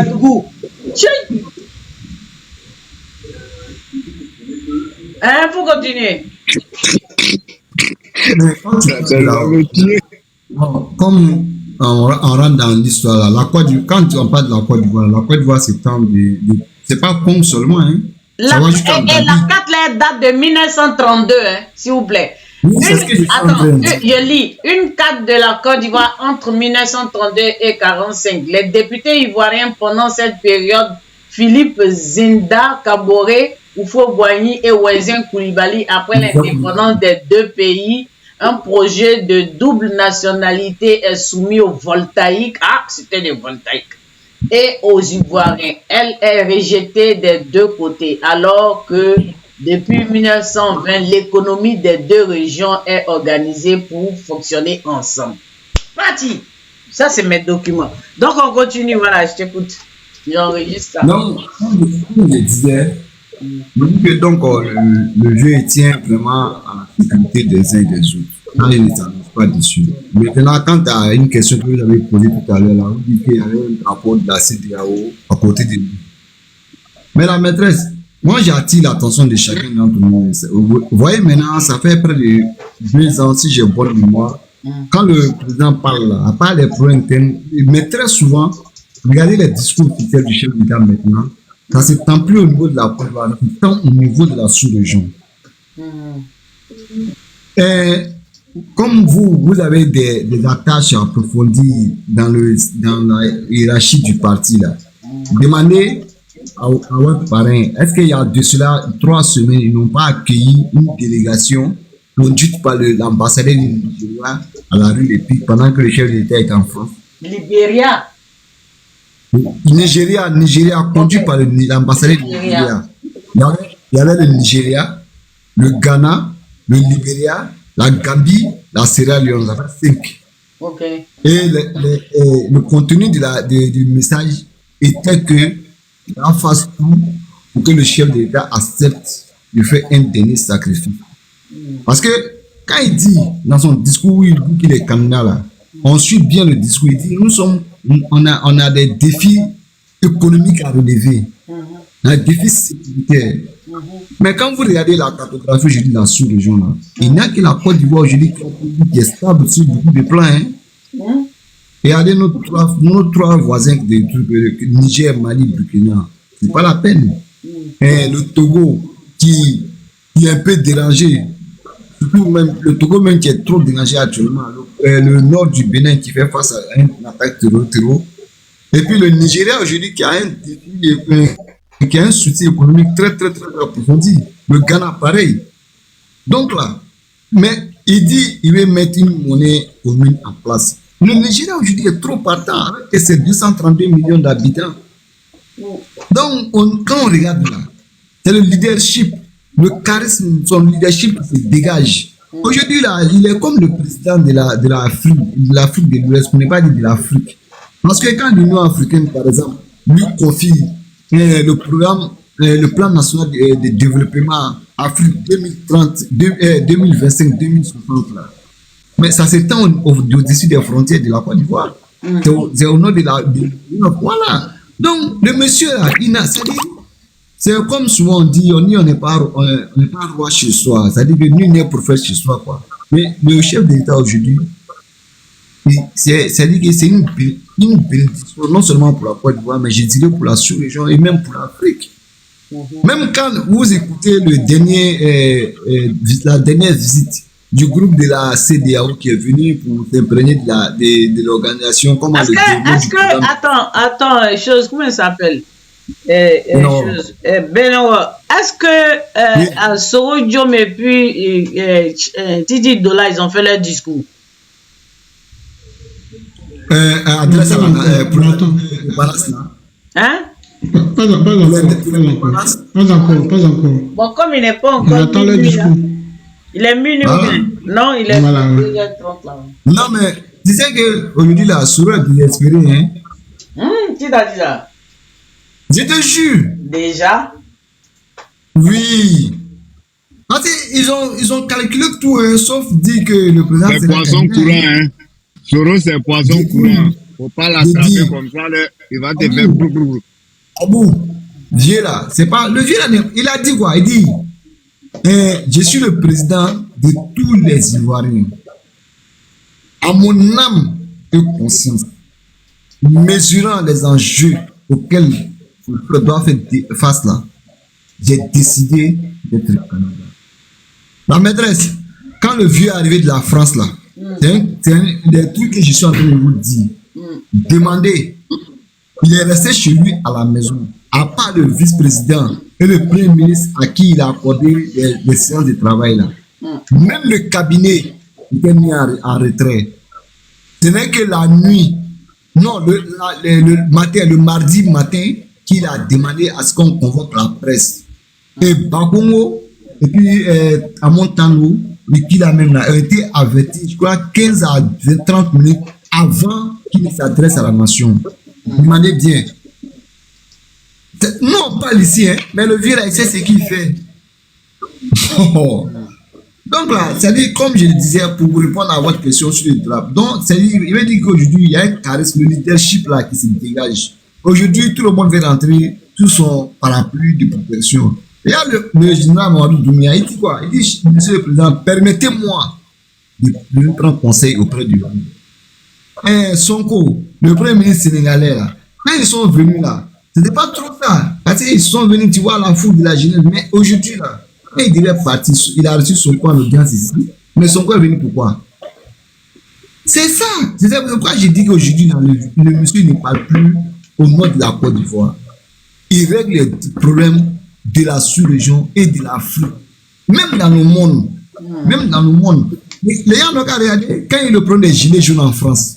Pendant combien de semaines? Mais rappelez-vous, il a effectué un voyage éclair de 3 à 4 jours sur la France. Depuis il a quitté là-bas là, jusqu'aujourd'hui, il a pu faire des gilets jaunes. C'est ça un leader, c'est ça un responsable. Et ils sont là en train de se fatiguer. Même demain là, que Dieu nous donne demain, on va imposer le respect de l'Afrique à la Côte d'Ivoire. On va imposer ça demain. À travers le défilé. Parce que les gens. Le respect de la Côte d'Ivoire à l'Afrique. Le respect à l'Afrique. Les gens verront demain là, du matériel, c'est-à-dire qui dépasse quoi, les entraînements. Des trucs qu'on n'a jamais vus. peut-être en Europe, dans les grands pays, d'accord, mais ici, là, nous, aujourd'hui, on a des trucs où il n'y a que 2 pays qui ont ça en Afrique ici, l'Afrique du Sud et puis la Côte d'Ivoire. Il y a un avion, là, les 3, il y a l'Algérie, l'Afrique du Sud et puis la Côte d'Ivoire. Mais qu'il a envoyé pour aller chercher les 49 soldats au Mali, là. L'avion qu'il a envoyé, là, il y a 3 pays en Afrique qui ont ça. L'Afrique du Sud, l'Algérie et puis la Côte d'Ivoire. Le vieux, il est anglophone dans l'âme. Il sait que aujourd'hui là, quand tu veux être respecté, il faut que tu prépares ta sécurité. Il faut que tu prépares, en matériel qu'en homme, il faut que les gens soient prêts sur tous les défauts. J'ai écouté la dernière fois un judiciaire scolaire, je vois un journal d'investigation sénégalais là. Il y a un qui disait, d'abord, il a tenu 2 discours qui m'ont fait kiffer. Il dit, c'était pas l'hospitalité de la Côte d'Ivoire. Parce que la Côte d'Ivoire aujourd'hui accueille plus d'étrangers que n'importe quel pays en Afrique. Il dit, c'est un Sénégalais qui parle, hein, il dit si ce n'était pas l'hospitalité de la Côte d'Ivoire, les enfants ivoiriens n'auront même pas besoin de sortir aujourd'hui pour aller faire quoi que ce soit ailleurs. Et l'autre André, lui, le deuxième, lui, est un peu stratège politique, comment on appelle ça, des trucs là, de sécurité. C'est lui qui dit, il dit aujourd'hui, avec le matériel que la Côte d'Ivoire a là, on est surarmé. La Côte d'Ivoire peut tenir. C'est pas moi qui dis, hein, c'est le monsieur qui parle. Je vais regarder, je vais revenir dans mes tours, puis peut-être je vais vous envoyer le lien. Il dit, la Côte d'Ivoire est prête aujourd'hui à se battre. Donc 4 pays de la sous-région pendant 6 mois, jour et nuit, sans que le peuple ivoirien s'inquiète. Et peut être ravitaillé sur la voie maritime comme sur la voie aérienne. Il dit la Côte d'Ivoire. Je ne veux même pas encore, on en arrive là. Je ne veux pas que la Côte d'Ivoire. Non. En fait, c'est une manière de dire quoi. C'est une manière de dire qu'aujourd'hui, vraiment, même le vieux, quand il laisse beaucoup de choses passer là, c'est parce qu'il veut quelque part préserver la paix. Sinon, il y a des coins là. On dit que quand il dit qu'on n'est pas prêt pour le 4e mandat là, mais le soir, si tu as dit ça le matin, le soir là, tu as cherché un mandat de dépôt, mais en Côte d'Ivoire, c'est qu'est-ce qui s'est passé? Donc, il ne va pas monopoliser la parole à la maîtresse. Il nous dit que le vieux, il a dégagé les grands axes de sa vision, y compris le volet social sur la jeunesse et les femmes. Il dit, on n'a qu'à rester tranquille. Les élections vont se passer bien et en toute sécurité. Chaque votant et chaque votante auront leur sécurité assurée, sans être inquiétés. Ensuite, ils vont s'impulser dans l'économie en accompagnant les jeunes. Et pour les jeunes, parce que c'est eux la relève de demain. Sans oublier la force tranquille qui est dans l'homme, c'est-à-dire les femmes. Donc, le volet des femmes, il va accentuer ça encore pour son prochain mandat, si vous Dieu. Oui, nous les femmes. C'est le mot qu'il a dit, c'est la force tranquille, la force silencieuse, voilà, la force silencieuse. C'est les femmes. Il dit, elles ne parlent pas. Mais le président Ouattara, c'est celui qui défend beaucoup les femmes. C'est ce qu'il a remarqué, il respecte beaucoup les femmes. Non, mais aujourd'hui, non, il faut être un malade pour ne pas reconnaître le mérite des femmes. Hein. Même hier, ils ont montré un documentaire sur la RT, la vieille qui vendait boson, qui vend boson, il se passe à Boaké, là, où sa première fille est venue l'aider, là. Mais en 4 ans, là, quand tu regardes l'effort qu'il a déjà à faire dans son environnement proche, là, il y a 5 ou 6 femmes qui, aujourd'hui, grâce à elle, arrivent à épauler des époux dans leur foyer. Donc, vraiment, c'est être ingrat aujourd'hui de ne pas reconnaître l'effort de nos femmes. C'est vraiment être ingrat. Donc, je vais chuter par là pour te dire merci. Voilà, Dieu veille sur la Côte d'Ivoire et surtout une bonne point d'indépendance à tous. Merci. Alors, Azawa, tu es là? Merci beaucoup. Je lui dis merci, quoi. Ah, mais moi, je suis en train je suis en train de voir des trucs intéressants. J'ai trouvé la carte, hein, Haute Côte d'Ivoire, Moyenne Côte d'Ivoire, Basse Côte d'Ivoire. Je suis en train de... Non, essaie de nous commenter un peu, parce que moi, il y a longtemps, j'ai vu. Oh, le texte qui a l'occasion est long, là. Là, il y a... Non, je ne parle pas du texte. Je parle des villes limites, quoi. Des villages limites. Bon, déjà, les pays qui sont voisins, il y a le Soudan français, qui est à la place du Mali. Ça, c'est Mali. Il y a la Guinée, il y a la République du Libéria, il y a la Côte d'Or, le Ghana. Mais il n'existe pas de Burkina Faso. Il n'existe pas Haute-Volta. Non, Burkina Faso, c'est une chose qui a donné ce nom. Non, il n'y a même pas Haute-Volta. Il y a la Haute-Côte d'Ivoire, la Moyenne Côte d'Ivoire et la Basse Côte d'Ivoire. Voilà ça. Voilà. Maintenant, laisse-moi dire. Je vois. En son temps, le vieux fou avait encouragé. La Haute-Côte d'Ivoire, là, c'est toute la carte du Burkina. Ça va jusqu'à Kaya là-bas. Ouagadougou. Non, ça, je ne pense pas que ça soit ça. C'est où ça s'arrête la Basse Côte d'Ivoire. C'est la limite, ça. Non, il y a une autre carte qui se limite à là-bas. Non, attends. La carte, je te dis qu'ils ont fait la carte et dans cette carte-là, je vois les pays voisins. Le pays voisin, là, il y a Soudan français. Il y a Côte d'Or, il y a République du Libéria et la Guinée-Conakry. Maintenant, après, je ne vois pas Haute-Volta ici, je vois Haute-Côte d'Ivoire, Moyenne Côte d'Ivoire et Basse Côte d'Ivoire. Et les villes même que je vois dans Haute-Côte d'Ivoire, là, il y a Bobo Dioulasso, ça va jusqu'à Kaya, Ouagadougou, Koudougou, quelque chose Dougou. Tout, ça arrive que c'est tout le pays du Burkina Faso là, qu'ils ont appelé Haute-Côte d'Ivoire. Hein, Freeman, attends. Oui, c'est ce que je disais. Donc, ce jour-là, quand ils ont commencé à dire que ils allaient prendre, que leur pays venait jusqu'à Bouaké. Non, c'est la Côte d'Ivoire qui va jusqu'au-delà de voilà, qui va jusque là-bas, justement. C'est pas le Burkina qui est en bas. Il y a un intervenant qui a fait sortir la carte là, et puis qui leur a expliqué ça. Si tu veux, je lis le texte qui accompagne. Le texte, c'est parce qu'il est long. Oui. Il est long, il est là. Bon, donc, on aura peut-être un jour l'occasion de parler. On va décortiquer ça. Donc, ok. Freeway là. Et le jour là, ils vont pleurer, hein. Parce que je vais leur dire, en réalité, vous nous appartenez. Ils vont pleurer. Freeway n'est pas là. Je suis là, s'il vous plaît. Ah, mais depuis on t'appelle, tu dors en classe. Non, pas dormir en classe, hein. Je dors pas en classe. J'avais perdu mon big don, il fallait prendre ça et puis commencer à suivre le maître. Voilà. Ouais, merci de m'avoir fait passer sur votre plateforme. En fait, Madame Crasso est en train d'insister sur la sécurité et c'est très important. Et je vais dire que le Prado où il en est actuellement n'a plus besoin de revenir sur tous ses acquis parce que ça devient un peu monotone. Parce que c'est quelque chose qui se voit, ça se sent et c'est une réalité. Donc, à chaque fois, chaque année, les discours du Prado seront des discours concrets.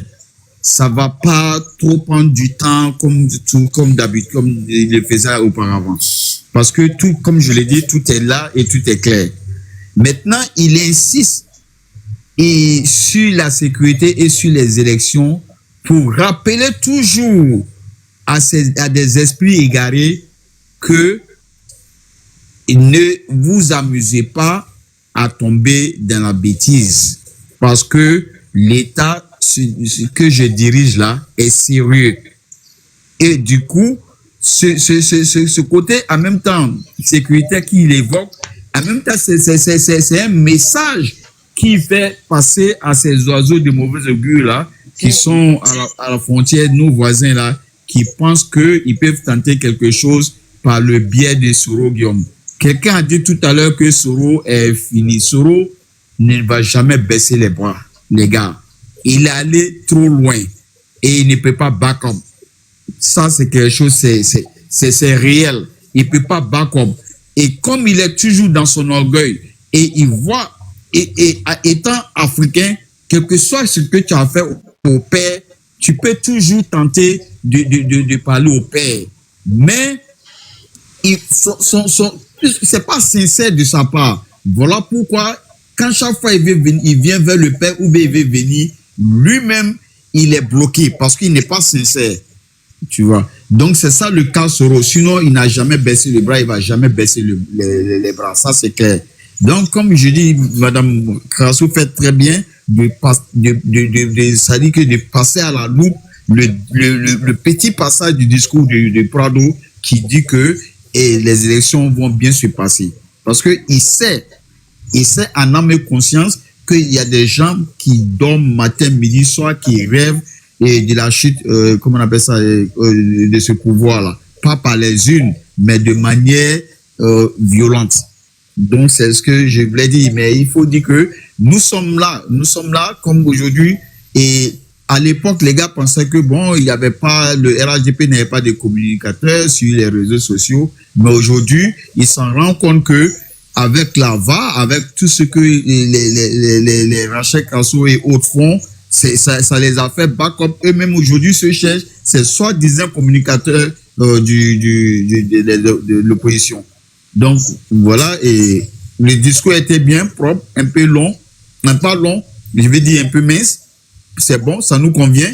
Nous, ce qui nous intéresse, nous, on veut même tirer, on veut que même demain soit le 25 octobre et puis on va finir cette histoire. Parce qu'après les élections, la vie continue. C'est ce que Prado il fait. Parce qu'il s'est dit qu'une vie, chez une nation ne peut pas se limiter seulement à une élection. La vie tourne. Tout tourne. Avec le Prado, c'est une montre. Ta montre tourne 365 jours. 24/7. Donc, c'est clair. Donc, lui, là, même étant emboîté, il sait que la vie tourne et on ne peut pas mettre une pause parce qu'il y a des élections. Donc, ceux qui attendaient peut-être des discours et qu'ils avaient parti à leur faveur, et voilà, je crois qu'il se détrompe. Le monsieur, et il a autre chose. Donc, sur ce, je ne vais pas être long, pardon. Et il faut dire que la Côte d'Ivoire se porte très bien. Et la Côte d'Ivoire se portera bien. Et même après le départ du Prado, quand il va positionner quelqu'un de sérieux, nous allons suivre cette personne. Nous ne sommes plus dans l'amusement. Parce qu'arrivé à un certain moment de la vie, il faut être conscient. Et ceux qui ne sont pas conscients, qui sont encore dans la nostalgie de voir une nouvelle rue Princesse, aller s'amuser, boire et puis faire n'importe quoi, c'est fini. Les jeunes vont s'amuser, mais d'une autre manière avec responsabilité. Donc, sur ce, je remercie tous ceux qui sont sur la panel. Alors que Dieu nous garde et puis voilà, 2025, c'est tout prêt. Soyons prêts à aller voter, quel que soit l'adversaire qui est en face. Parce que qui s'assoit à Don Melo, j'en doute que ce gars-là pourra réunir les parrainages. Ou je ne sais pas qui encore, mais ça va être dur. Mais nous, quel que soit l'adversaire, ne disons pas que tout est fini et soyons sérieux. Et tout le monde doit contribuer à la sécurité du pays. Quelqu'un qui attend un petit bruit peut le signaler. Il y a les canaux par lesquels on peut passer pour alerter les autorités. Ça, c'est clair. L'affaire de la sécurité d'un pays n'appartient pas seulement au service de renseignement et au corps habillé. C'est ce que le père Eyadema a fait à l'époque pour durer au pouvoir. Le système du père Eyadema, c'est-à-dire qu'il avait tellement lancé des gens dans la rue des civils même, et que quand tu parles à un Togolais, tu as peur parce que sur 5 Togolais, tu vas les trouver 2 qui sont du côté des Yadema, mais qui font semblant d'être avec les opposants. Et donc, quand tu dis des bêtises, ou bien tu veux faire des conneries, tout de suite on t'attache. Donc voilà, il faudrait que nous tous, on soit au show en alerte. Attendez, j'ai une information. Je suis en train de lire que le Burkina Faso, c'est-à-dire la Haute-Volta même, avait été émietté. Ils ont divisé ça en 3 États. Le Soudan français, le Niger et la Côte d'Ivoire. Eux-mêmes n'existaient pas. Hein? Non. Oui, mais en fait, ces gens-là, Rachel, je crois qu'il faut les laisser dans leur discours creux. Ils veulent forcément attribuer la nationalité burkinabé au président Ouattara, c'est pas grave. Non, mais moi, c'est important pour moi. Moi, je suis en train de faire un petit truc sur le président Ouattara, dont je vais en parler. C'est très important. Je vais en parler. C'est très important. C'est essentiel. C'est très important pour toi-même, ta propre culture. Et puis voilà, il faut se cultiver, comme ne pas faire comme ces gens qui se lèvent le matin, ils ne savent rien. Écoutez, je suis choqué, hein, je suis choqué. Je vais lire ça, moi. Attends, mais les Burkinlandais, là, alors, le tracé de la frontière ivoiro-voltaïque Burkina aujourd'hui a connu plusieurs phases. La Haute-Volta et la Côte d'Ivoire étaient deux États à l'intérieur d'une vaste fédération dénommée Afrique occidentale française. En 1893, après que la colonie de la Côte d'Ivoire ait été proclamée et que les frontières avec les États voisins anglophones, Ghana, aujourd'hui Libéria, aient été institutionnalisées, celles avec les autres États sous domination française connurent des fortunes diverses. Ainsi, en 1932, la carte administrative de la Côte d'Ivoire fut fortement modifiée. Oh là là! Modifiée par le décret datant du 5 septembre qui supprimait la colonie de la Haute-Volta, démembrait son territoire et le repartissait entre les trois colonies voisines qu'étaient le Soudan français, actuel Mali, le Niger et la Côte d'Ivoire. C'est un pays qui n'existait pas. Alors, que s'est-il passé? Cette mesure annulait la création tardive de la Haute-Volta en 1919. Décret du 1er mars. À partir de territoires prélevés sur les anciennes colonies du Haut-Sénégal et du Niger, les motifs, oh là là là là là, des gens qui n'existaient même pas, il n'y a même pas longtemps. C'est vrai qu'il n'y a même pas 100 ans, ils existaient, mais merde alors. Mais ce sont nos sujets, c'est des gens qui nous appartiennent. Je comprends pourquoi le président, il faut aller les chercher, vous venez travailler dans les champs. On va mettre ça en stand-by. Je vais lire ça. 1919, tout près là. Tout près là. Il nous appartenait. Je vais lire ça. Non, mais c'est une histoire qui est intéressante. Hein. Oui, je vais lire ça. Je vais prendre les cartes. Oui, tout à fait. Il y a beaucoup de choses qui disent que c'est pas vrai. Non, mais parce qu'on va les piler, les Burkinabés, on va les piler. Mais ils nous appartiennent, c'est pas nous qui leur appartenons. Attends, mais sérieux. Je comprends pourquoi Tania est au palais là-bas. Ouais, la première dame actuellement.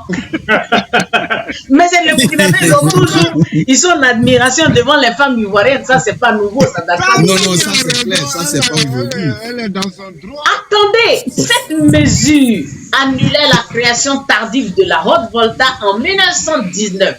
Décret du 1er mars. À partir de territoires prélevés sur les anciennes colonies du Haut-Sénégal, du Niger, les motifs de cette décision paraissent d'ordre économique.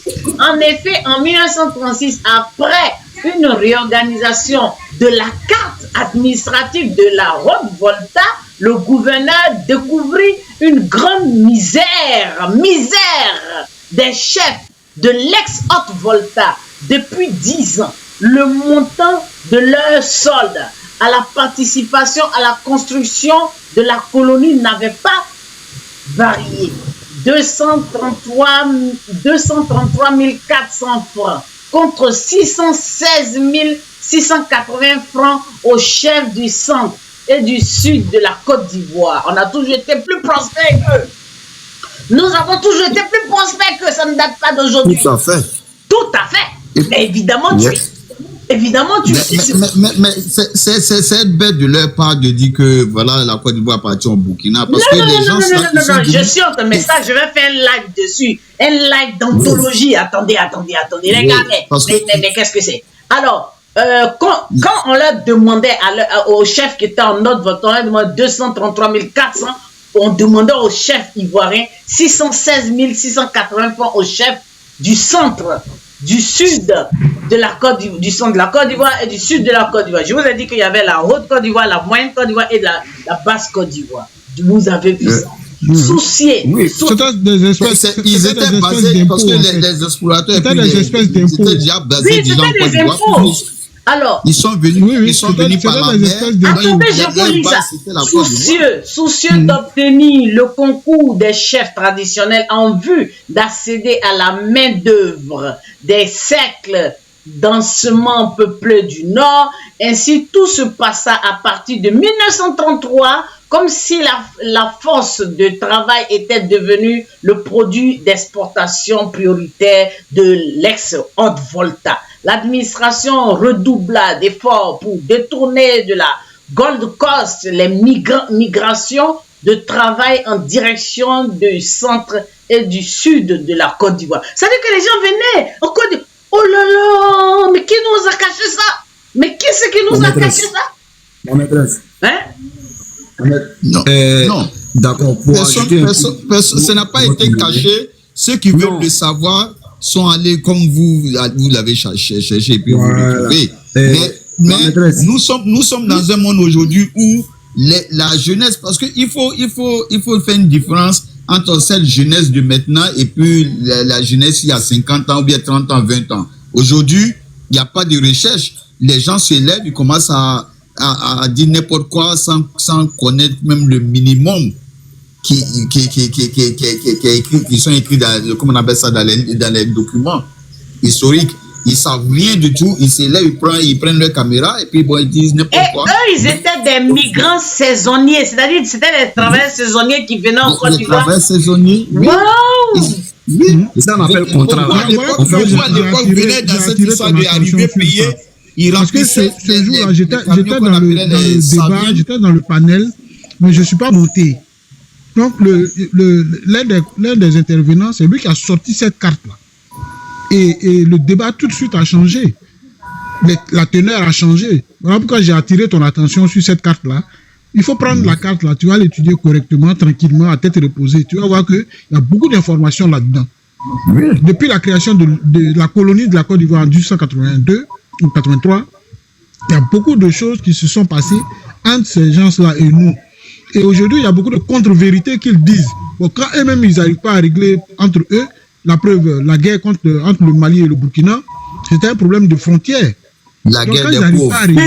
Écoutez, voilà, les gars, c'est hallucinant. Voici les villes qui composaient la Haute-Côte d'Ivoire: Batié, Gaoua, Bobo Dioulasso, Dédougou, Koudougou, Ouagadougou, Kaya, Tarkodogo, et comptait 2 communes mixtes, Ouagadougou et Bobo Dioulasso. C'était 2 communes, c'était pas 2 villes, hein. C'est-à-dire que c'était notre territoire et il y avait 2 communes, il y avait Ouagadougou et Bobo Dioulasso. Écoutez très bien. Mais la loi du 4 septembre 1947 rétablit la colonie de Haute-Volta, la région de la Haute-Côte d'Ivoire disparue, et la Côte d'Ivoire retrouva au nord-est ses frontières de 1932. Quant au territoire dénommé Soudan, il a connu une incessante manipulation de ses frontières. Mais nous ne nous intéressons qu'à sa frontière sud avec la Côte d'Ivoire. La colonie du Soudan a été créée et intégrée en juin 1895 à la Fédération de l'Afrique occidentale française. Cependant, son identité administrative restait floue. Le décret du 17, oh mon Dieu, mais les Maliens, vous êtes des pecnos devant nous. Vous êtes des pecnos, le Burkina nous appartient. On va revendiquer notre pays. Attends, je ne suis pas bien. Et Allah. C'est une mécheuse. Non, c'est pas une histoire de tu n'es pas bien, c'est la vérité. Ils font semblant. Ils sont excités dans leur palais. Semblant. Oui, Burkina nous appartient. Et on n'a qu'à finir l'indépendance à Dja. La maîtresse, écoute, en Sigasso là, est-ce que tu sais que Tcheba Traoré de Sigasso, pour ceux qui ont connu l'histoire là, oui, il est d'origine tonton maternel du patriarche de Peleforo Bon Koulibaly. Et Allah. Si. Tcheba Traoré. Ah bon, Tcheba Traoré. Les habitants de Sigasso même souvent disent ça. Je vais enregistrer ça. On va Sigasso appartient à la Côte d'Ivoire. Pour ceux qui connaissent Boaké, quand tu vas à Boaké et puis tu vas à Sigasso là, tu vas voir que c'est la même manière de vivre, même chose. Si c'est pas maintenant là, comment on appelle ça? avec le développement de Boaké là. Mais c'est ce qu'ils sont en train de dire ici. On dit, le Burkina là, on s'est partagé ça en 3. C'est-à-dire, il y a le Niger a pris une partie, le Mali a pris une partie, le Soudan et la Côte d'Ivoire. Tu vois, non? Oui. Voilà. On va revendiquer notre territoire. Le territoire ivoirien, Sigasso là, ça fait partie du territoire ivoirien. Oui. Pour histoire, je te dis que l'oncle du Périforo Bon Koulibaly était le roi des, comment on appelle, des Sigasso. En tel enseigne que même l'empereur Sékou Ouattara envoyait des gens parce que c'était quelqu'un stratégiquement militaire, il était prêt. Donc il a envoyé des gens pour aller apprendre les rudiments de la guerre, le maniement des armes en son temps. Tu vas travailler. Demandez bien, les historiens ont dit. Mais ça, on cache ça. Non, on ne va plus cacher. Nous, on est là. C'est fini, on ne cache plus. Ils vont pleurer ces jours. Ouais, moi, il fait sortir ça. Mais vous êtes des petits, vous nous appartenez, vous jouez les dangereux. Amba Belabo. Des gourous. Amba Belabo. Ça dit, c'est un problème où il ne faut pas être le premier à attaquer. Si tu es le premier à attaquer là, tu sais que tu as déjà perdu. Parce que quand la vérité va sortir là, tu vas voir que tu ne devais même pas attaquer. N'oubliez pas que nous avons en face de nous des gens qui n'ont pas honte. Hein.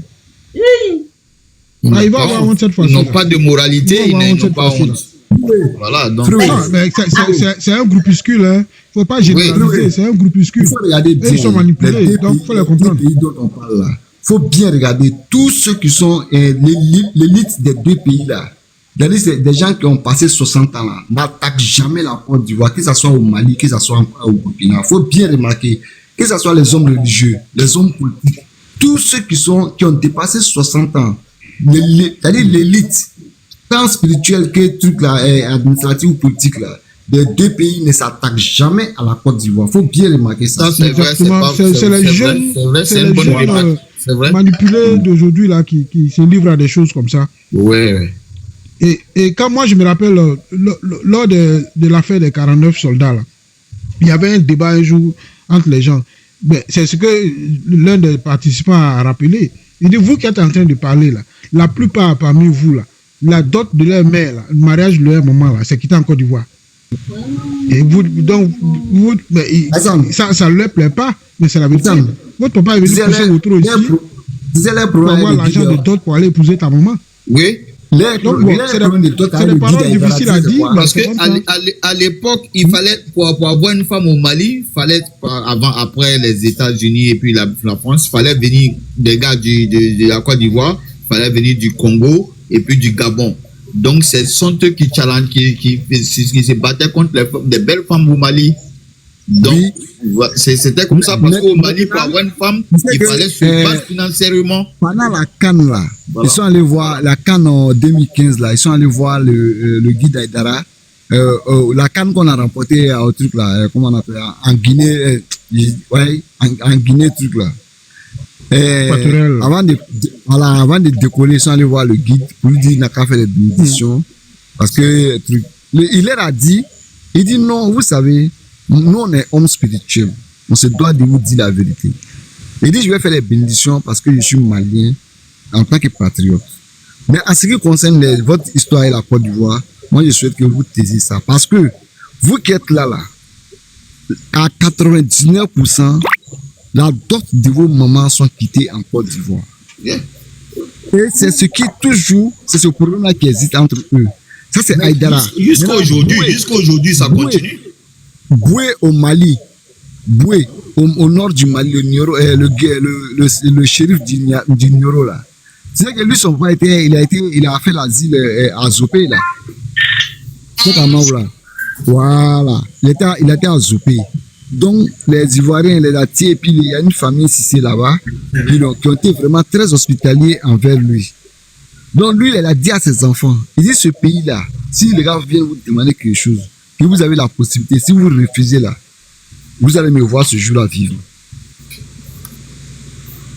Et quand il partait, les jours l'ont libéré là, tu vois la statue à quoi là, non? Là-bas, là, il est arrivé là-bas, il était 16 heures, il a fait la prière de 16 heures là-bas avant de décoller le chèque à Maoula lui-même. Non, c'est pour dire que les enfants de maintenant qui se lèvent, qui attaquent la Côte d'Ivoire de n'importe quoi là, ils ne savent pas. Ils savent pas. Mais attends, voilà une carte de la Côte d'Ivoire d'avant.